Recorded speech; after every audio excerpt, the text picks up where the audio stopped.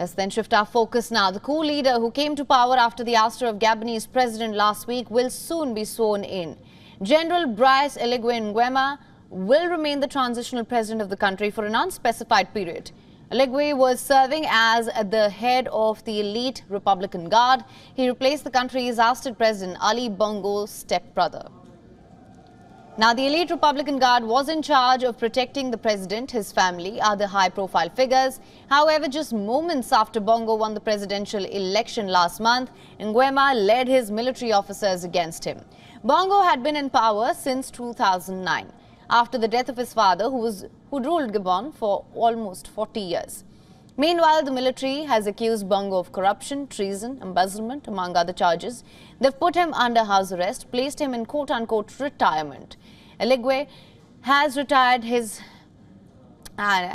reiterated his promise to organize free, transparent, credible and peaceful elections. However, he's fallen short of specifying when these elections will take place. And on the other hand, African nations have refused to recognize Gabon's military takeover. Condemnation, it's come in from several Western nations. However, countries, they've acknowledged that the coup in Gabon is different from other African nations is due to the concerns of the credibility of the election result itself.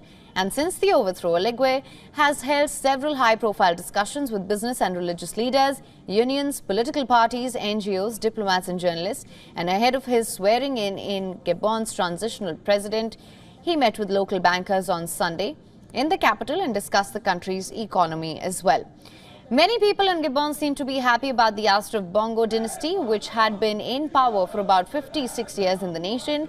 They hope the coup will benefit the nation. However, some have also raised concerns over a long period before transition to civilian rule.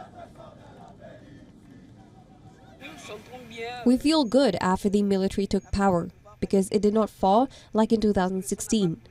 We already thank the military for that, and we hope that after all these benefits are given to us, the military will hand over the power to the civilians. In my opinion, the transition, a 2-year transition by the army, would be taking too long. Why should it take so long? I don't think the army is normally fit to manage a country, because to manage a country, you need a social project. It's because, in my opinion, they have to redo the elections.